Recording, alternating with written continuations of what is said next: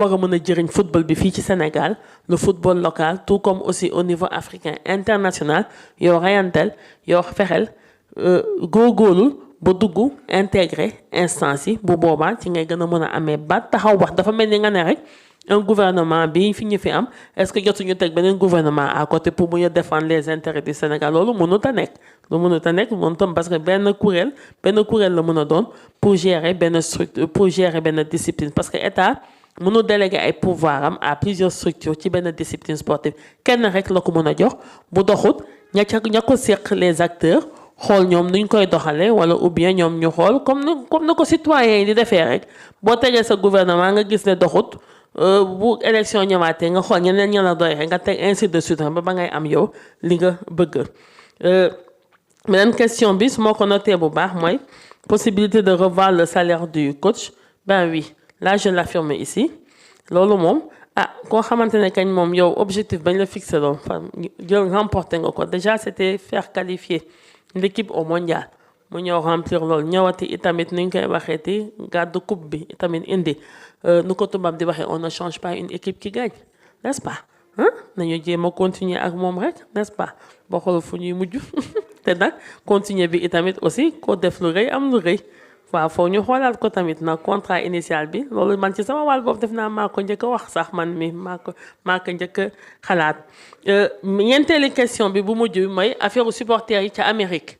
su ma juumul n'est-ce pas waaw mooy la ma wax rek xam nga tamit dëkku jàmbur la te dëkk bu nekk ak règle yu mu teg ne nii la nee la mënoo ci lenn même gis ngeen ne ak Coupe d'Afrique bii ñu génne ñoom Maroc xam nga généralement da nga daan ñëw rek gàddu sa passeport diri sa valise jënd sa billet d'avion rek embarqué dem Maroc mais gis ngeen ak Coupe d'Afrique bi doxalin bi dafa changé woon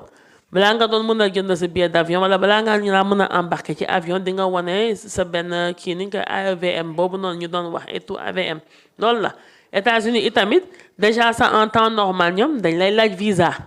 même boo yoree passeport diplomatique sax en temps normal ñoom dañ laaj visa en dehors de certaines catégories dañ lay laaj visa ñoom itamit seen coupe du monde fa lay xewee mais ñoom seen dëkk ñoom ñoo teg seen yenn règles seen yenn kuréel mooy comme nu ma ko waxee rek ak suñu représentation diplomatique déjà defagum nañu réunion pour jéem a xool naka la ñuy mën a ban nombre de supporters lañ fi mën a jëlee acheminé te defe naa démb ci guddi rek gisaat ngeen encore conditions yi ñu tegaat maa ngi koy gis ci réseaux sociaux yi xaw ma ndax ay informations yu réel la am déet mais en tout cas maa ngi koy gisaat que pour les supporters je sais pas moi sénégalais il faut déposer xaw ma nangam tant de dollars mais loolu yëpp tout dépendra aussi de la soutenabilité ndaxte ñun itamit nag amuñu ay budget yi nga xam te ne c'est élastique et je le rappelle trophée neex na trop football mais y a pas que le football aussi comme sport ici au Sénégal te Sénégal dafa am loo xamante ne moom moo fi nekk ba léegi maanaam le sport tout est supporté pratiquement par l'État du Sénégal État pratiquement mooy investir ci infrastructure yi ce qui est déjà très lourd les compétitions internationales yi ngeen gis aussi tam c'est des postes de dépenses aussi très très élevés État itamit moo koy supporter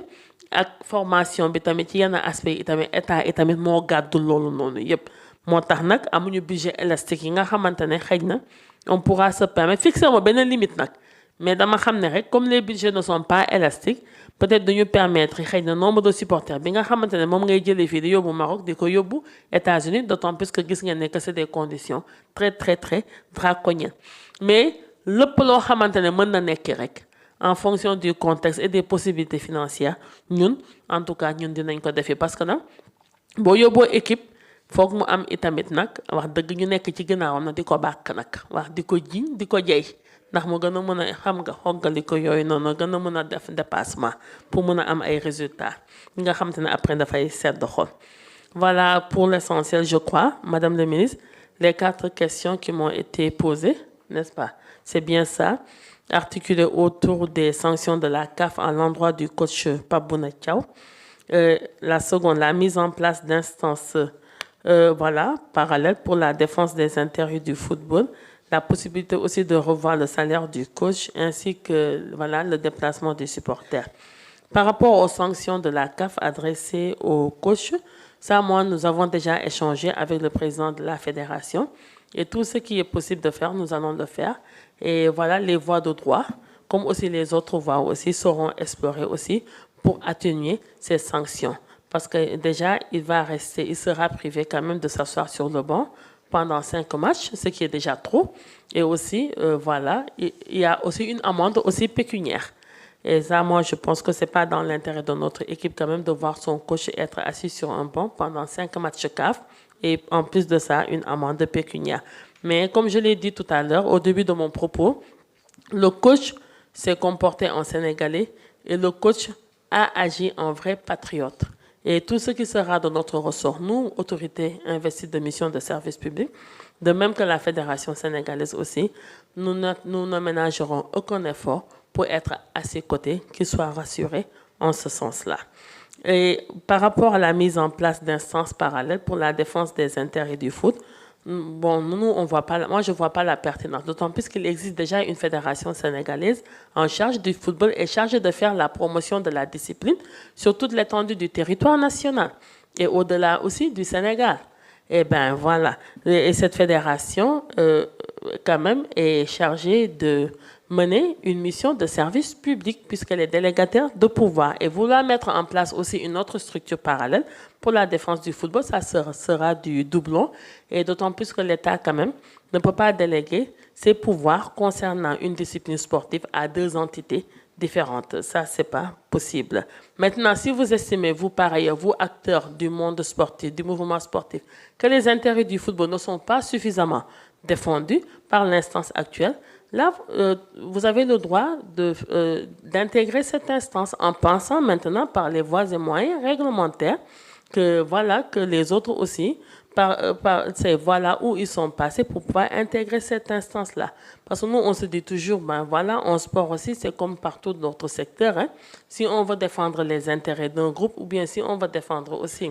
l'intérêt d'un pays ou bien ses propres intérêts, il faut quand même s'asseoir au banc. Autour de la table, il faut s'asseoir sur le banc et s'asseoir autour de la table, et là, quand même, pour pouvoir avoir voix au chapitre. Mais mettre en place une structure parallèle, ça, c'est pas possible, hein, d'un point de vue réglementaire, et c'est même pas envisageable. Par rapport aussi au salaire du coach, la possibilité de revoir ça à la hausse, ça va de soi. Eh bien oui, parce que quand même, moi, c'est moi-même qui ai approuvé son contrat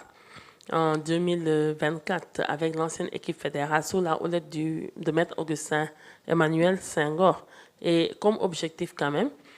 pratiquement, il les a atteints. C'était la qualification de l'équipe au mondial et il y avait aussi le fait de remporter la CAN. Pas seulement d'aller en finale, mais c'est moi-même qui avais introduit cette clause. Il ne suffit pas juste d'aller en finale, mais il faut remporter la Coupe d'Afrique des Nations. Et les objectifs étant atteints, et nous, comme nous comptons aussi,